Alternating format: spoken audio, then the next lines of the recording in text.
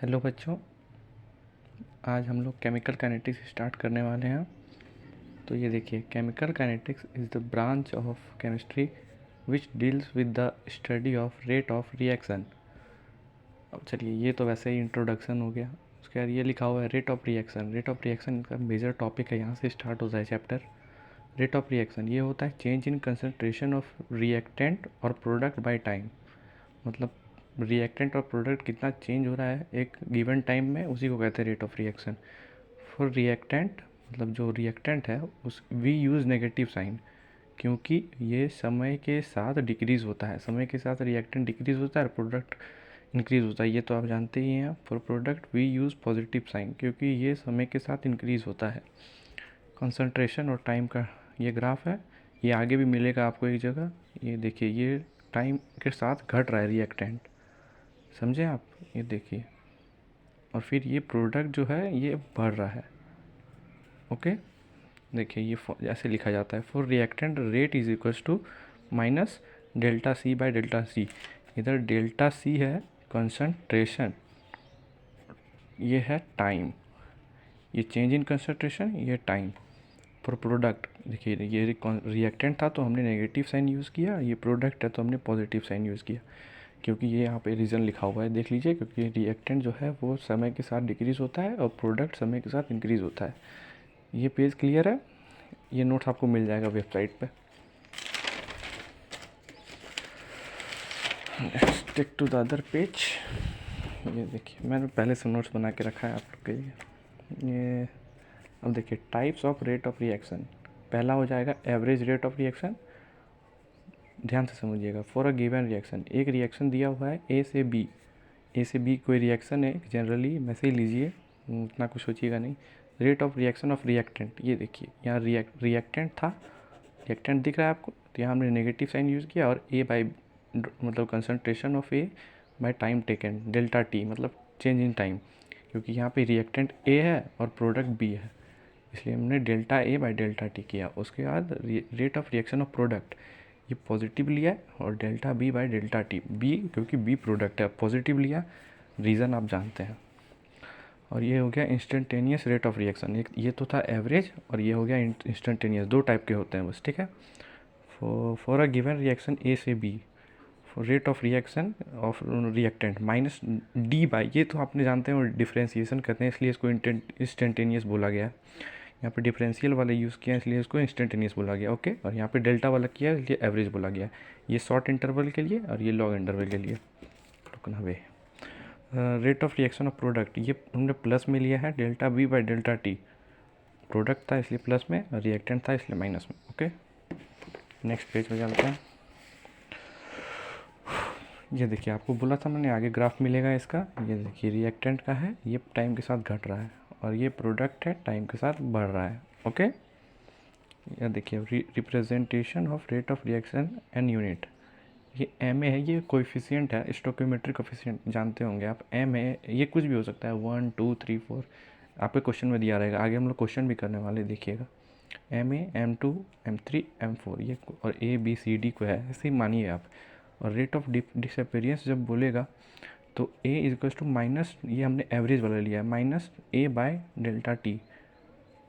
ये rate of मतलब ये रेट ऑफ, इसमें बताना ये चाह रहा है कि रेट ऑफ डिसअपेरेंस में हम लोग कोफिशिएंट का कोई काम नहीं है। देखिए बस, ये तो रिएक्टेंट था, ये रिएक्टेंट था इसलिए नेगेटिव साइन लिया, और कंसंट्रेशन बाय टाइम, ये हो गया रेट ऑफ रिएक्शन। पता है ये रेट ऑफ रिएक्शन क्या होता है?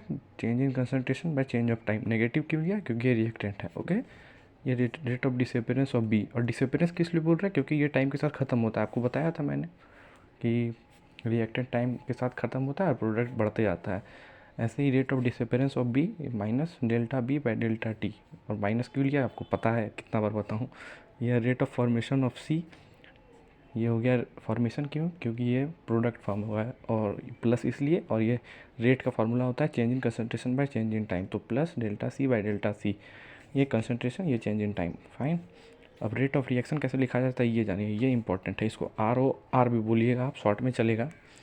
इसमें देखिए, यहाँ पर तो कहीं पे कोफिशिएंट का काम नहीं आया, ये M1 M2 M3 M4 का, लेकिन यहाँ पर काम आएगा, क्योंकि देखिए ए क्या है? ए है रिएक्टेंट, माइनस तो लगेगा, ये आपको पता है, ये टाइम भी लग गया, लेकिन -1/, इसका रेसिप्रोकल करके आप लिखिएगा जो कोफिशिएंट रहेगा। यहाँ पे m1 है तो m1 लिखा मैंने और यहाँ पे देखिए फिर इसी को इक्वल, सारा इक्वल होता है, ये इसका इक्वल, इसका इक्वल, इसका इक्वल, इसका इक्वल। ये देखिए -1/m2 delta b by delta T. m2 है यहाँ पे इसका कोफिशिएंट, तो हमने माइनस में लगाया क्योंकि ये रिएक्टेंट है m2, और उसके बाद फिर यहाँ +1/m3 है। क्लियर तो आपको दिख रहा होगा, जैसे कि आप देखिए 1/m3 delta c by delta T. Plus क्यों लिया? क्योंकि ये प्रोडक्ट फॉर्म हुआ है। समझ में आया? इस पेज को थोड़ा ध्यान से देखिएगा, ये आपको बहुत जगह काम आने वाला है। Fine.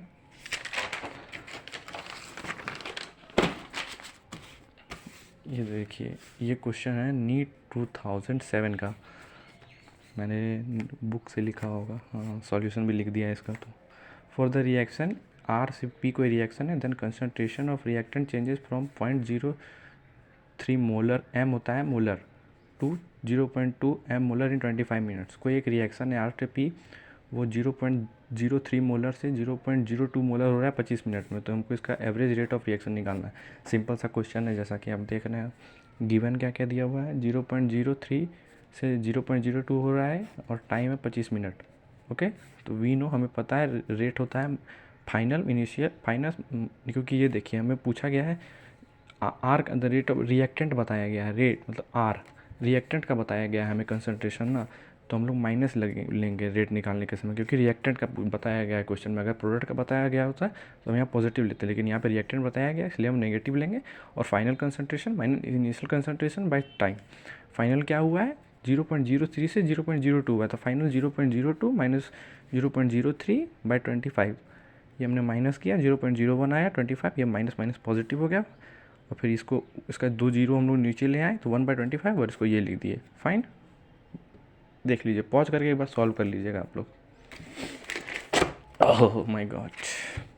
Unit of rate of reaction, rate of reaction अभी हम लोग इतना पढ़ लिए, change in concentration by change in time होता है। अब हमें इसका यूनिट याद रखना है, क्योंकि ये अक्सर छोटे मोटे एग्जाम में पूछ लिया जाता है।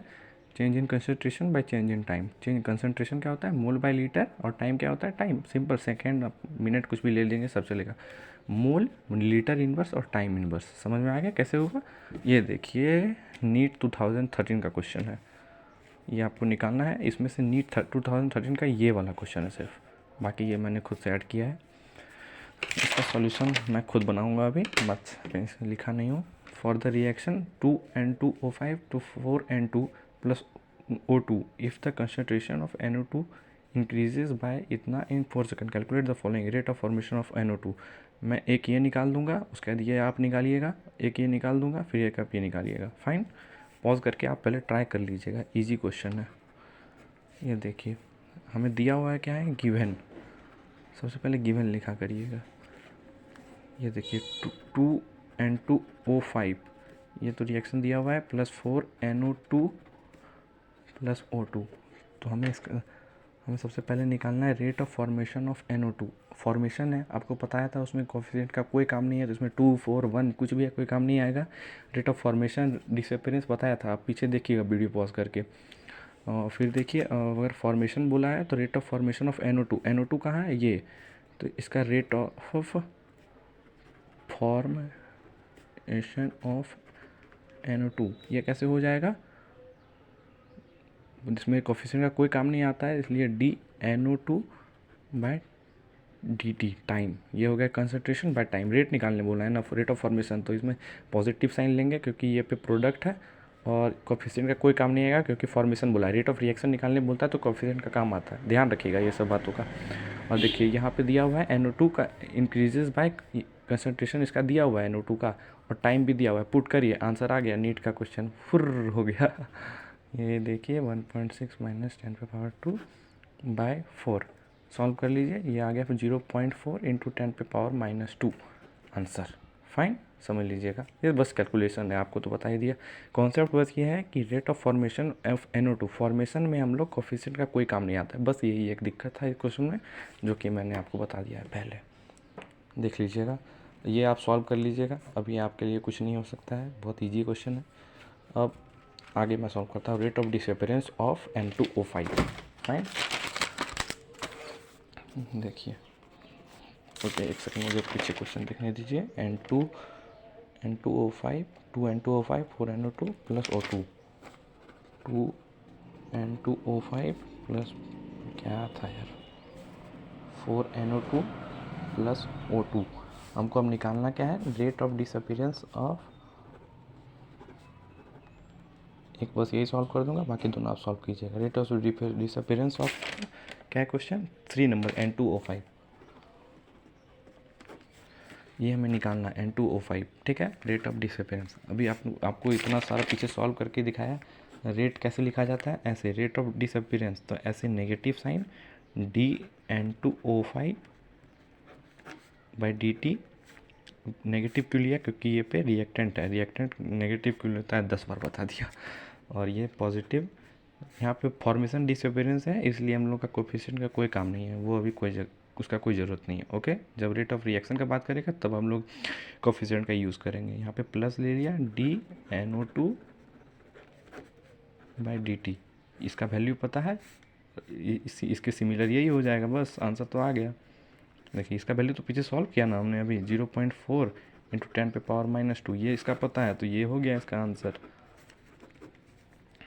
फाइन। अब आप सोचेंगे कि मैंने इसे इक्वल कैसे कर दिया, ये आप ध्यान रखिएगा। Where is my red pen. जब भी ऐसे रिएक्शन दिया रहेगा तो सारा सबको इक्वल कर दीजिएगा। 2N2O5 का मैंने इसके साथ इक्वल कर दिया NO2 के साथ, और आप इसको ये भी इसके इक्वल भी कर सकते हैं, plus D of O2 by dt। Plus क्यों लिया, क्योंकि ये पे प्रोडक्ट है, यहाँ पे कोफिशिएंट का यूज़ क्यों किया, क्योंकि यहाँ पे रेट ऑफ डिसअपीरेंस और फॉर्मेशन का बात हो रहा है। जब रेट ऑफ रिएक्शन का बात होगा तो हम लोग कोफिशिएंट का यूज़ करेंगे। फाइन। अब देखिए डी ऑफ O2 मैंने यहाँ पे ला ही दिया है, तो आप ये क्वेश्चन भी सॉल्व कर ही लेंगे। रेट ऑफ फॉर्मेशन ये जब बस इसके बराबर हो जाएगा, और तो कुछ है नहीं इस क्वेश्चन में। चलिए नेक्स्ट क्वेश्चन सॉल्व करते हैं, पॉज करके आप सॉल्व कर लीजिएगा ये वाला अच्छे से, एक बार मैंने रफली बता दिया आपको। और ये देखिए अब क्या पूछा है, express the rate of reaction of the following equation. अब रेट ऑफ रिएक्शन बोल रहा है इन क्वेश्चन का लिखने का। ए में क्या होगा, -1, रेट ऑफ रिएक्शन बोला है तो कोफिशिएंट का यूज़ करेंगे, और कुछ नहीं बोला है तो एवरेज वाला लिख दीजिएगा, 2HI बाई डेल्टा टी। समझ में आया ये कैसे लिखा मैंने, ए का लिख रहा हूँ, -1/2। -1/2 क्यों किया है, क्योंकि रेट बोल रहा है तो कोफिशिएंट का यूज़ करेंगे। माइनस क्यों किया, क्योंकि ये पे यहाँ पे रिएक्टेंट है, और डी कंसंट्रेशन बाय टाइम, ये तो होता है रेट। फाइन। अब ये इक्वल होगा, मैंने आपको जस्ट अभी ऊपर बताया रेड पेन से कि देखिए सबके बराबर हो जाएगा रिएक्शन वाला, मतलब एक रिएक्शन में जितना चीज़ रहेगा उसका रेट इक्वल होता है हमेशा, ये बात आप ध्यान से याद रखिएगा। प्लस हो जाएगा क्योंकि प्रोडक्ट है, यहाँ पे कोफिशिएंट कुछ है नहीं, 1 है तो 1 को लिखा नहीं जाता है, ऐसे ही टाइम पास होता है वो। तो H2, मेरा फैन काम नहीं कर रहा है। हाँ देखिए ये दिख रहा है आपको, पेन थोड़ा सा ब्लरी हो रहा है, पर देखिए समझ में आ रहा होगा। समझ में आ रहा है क्यों लिखा है, -1/2 delta HI by delta T. यहाँ पे कोफिशिएंट का यूज़ किया क्योंकि रेट ऑफ रिएक्शन निकालने बोल रहा है, माइनस क्योंकि रिएक्टेंट है और ये प्रोडक्ट है इसलिए पॉजिटिव। चलिए स्टार्ट करते हैं, वो मम्मी ने बुला लिया था मुझे। ये देखिए -1/2 बता दिया क्यों लिखा जाता है, क्योंकि रिएक्टेंट है। -1/2 क्योंकि यहाँ पे कोफिशिएंट है, कोफिशिएंट यहाँ पे कोफिशिएंट कुछ नहीं है तो ऐसे ही प्लस लिख दिया। प्लस क्यों लिखा है, क्योंकि प्रोडक्ट है और ये इसके बराबर हो जाएगा, प्लस डेल्टा, ऐसे ब्रैकेट में लिखिएगा I2 बाई डेल्टा टी। समझ में तो आ रहा है ना आपको मेरा राइटिंग, हाँ आ ही रहा है, ठीक ही तो है। और बी नंबर, ये पेंसिल था, ये देखिए बी, आपको बी अब सॉल्व कर लेना चाहिए, अब तो मैंने इतना अच्छा से बता दिया। ये देखिए, ये समझिए, अब ये बस देखिए, इसमें एक्सप्लेन नहीं करूँगा।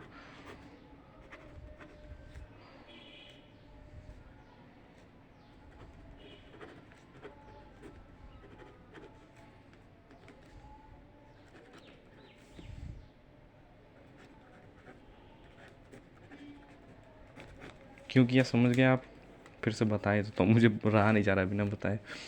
माइनस है, माइनस क्यों लिया, क्योंकि रिएक्टेंट है, और -1/2 क्यों यूज़ किया, क्योंकि कोफिशिएंट है और रेट ऑफ रिएक्शन निकालने बोला। फॉर्मेशन और डिसअपीरेंस निकालने बोलता है तो कोफिशिएंट का कोई यूज़ नहीं है, इसको आप लिख लीजिए, दिमाग में बांध लीजिए।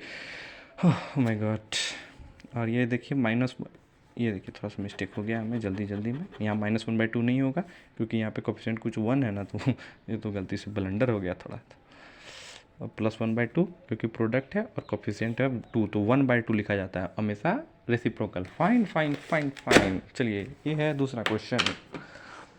ये देखिए हमने जो क्वेश्चन अभी किया उसका सॉल्यूशन लिख दिया, अब हमको उसका क्वेश्चन निकला है। मतलब ये देखिए ये दिया हुआ है, अब हमें रेट ऑफ रिएक्शन लिखना है, केमिकल रिएक्शन लिखना है। रेट ऑफ रिएक्शन तो दिया हुआ है, अब रेट ऑफ रिएक्शन लिखना है। ये देखिए प्लस, ध्यान से मेरा बात सुनिएगा, एक एक वर्ड, प्लस है और 1/2 है, तो 1/2 का हो जाएगा 2C और ये प्रोडक्ट होगा। सबसे पहली बात ये देखिए ये कुछ होगा कि मैं अभी आपको बताता हूँ। यहाँ पे रिएक्टेंट लिखा जाता है, यहाँ पे प्रोडक्ट लिखा जाता है। हम घेरा में जो बॉक्स बनाए उसमें आंसर लिखेंगे, इससे आपको समझ में आएगा क्या हो रहा है। ये देखिए +1/2 है, प्लस है तो प्लस इस साइड तो होगा ही नहीं, ये बात आप ध्यान रखिएगा। प्लस होता है प्रोडक्ट और प्रोडक्ट हमेशा इधर साइड होगा। तो +1/2, 1/2 क्यों लिखा रहेगा, जब 2 रहेगा तब ना, क्योंकि रेसिप्रोकल करके लिखा जाता है। तो 2C हो जाएगा, 2C समझ में आया। 2C क्योंकि प्रोडक्ट है और +1/2 है, तो 2 कब लिखते हैं, जब 1/2 कब लिखते हैं, जब 2 होता है। समझ में आ गया। और फिर देखिए फिर प्लस है, प्लस ये कुछ नहीं लिखा तो प्लस ही है। +1/3 ΔD/ΔT, ये D है तो यहाँ पे 3D हो जाएगा, ठीक है। और उसके बाद माइनस है, प्रोडक्ट था इसलिए मैंने इधर लिखा। और ये -1/4 ΔA/, माइनस है मतलब रिएक्टेंट है, और 4 माइनस तो 4A हो जाएगा। और ऐसे ही यहाँ कुछ नहीं लिखा है तो B हो जाएगा। ये इधर क्यों लिखा है ये दोनों, क्योंकि माइनस में है, माइनस हमेशा रिएक्टेंट की तरफ लिखा जाता है। ये रिएक्टेंट है और ये प्रोडक्ट है। चलिए अब शुरू करते हैं रेट लॉ से। रेट लॉ क्या, इस ये डेफिनेशन आ सकता है एग्ज़ाम में आपके, सब्जेक्टिव एग्ज़ाम में। तो आप ये लिखिएगा, rate law states that rate is directly proportional to A पे पावर X B पे पावर Y। और A B क्या है, ऐसे ही कोई जनरल रिएक्शन मान लीजिए, रिएक्टेंट है, ठीक है। A पे पावर X और B पे पावर Y, X और Y ऐसे ही कुछ भी हो सकते हैं 1 2, और X + Y का सम जो होता है वो ऑर्डर ऑफ रिएक्शन होता है। मैंने ये आप याद रखिएगा बहुत अच्छे से, ये बहुत काम आने वाला है। और R क्या है, रेट ऑफ रिएक्शन, और K, ये K लिखा हुआ है, ध्यान से देखिएगा, थोड़ा मैंने ब्लंडर कर दिया है, थोड़ा तो गलती हो गई। K है रेट कांस्टेंट, ठीक है। इसके बारे में आगे हम लोग बात करने वाले हैं। और X + Y का सम जो होता है वो ऑर्डर ऑफ रिएक्शन उसे कहते हैं। और A B कोई रिएक्टेंट है, फाइन।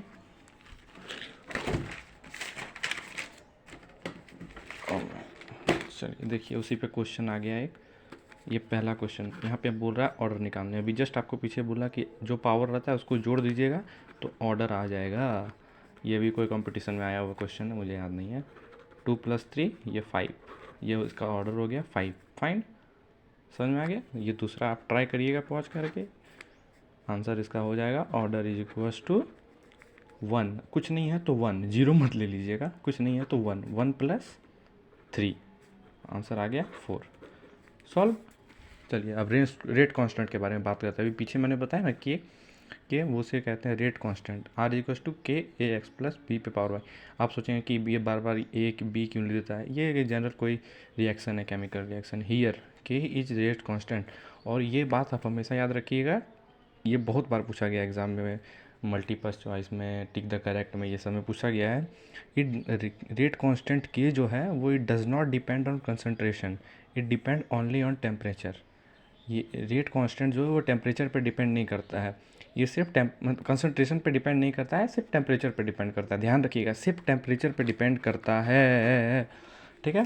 और ये रेट ऑफ रिएक्शन जो है ये सारा चीज़ पे डिपेंड करता है, कंसंट्रेशन, टेम्परेचर, कैटालिसिस, जितना भी ऑप्शन रहेगा सारा सही रहेगा, आप टिक मार दीजिएगा। लेकिन ये जो रेट कांस्टेंट है ये सिर्फ टेम्परेचर पे डिपेंड करता है, ठीक है, ध्यान रखिएगा इसको।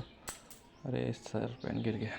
चलिए यूनिट ऑफ रेट कांस्टेंट के का जो यूनिट होता है वो ऐसे लिखा जाता है, मोल बाय लीटर इनवर्स। मतलब मोल बाय लीटर होगा तो उसको मैंने ऊपर करके लीटर इनवर्स कर दिया, ठीक है।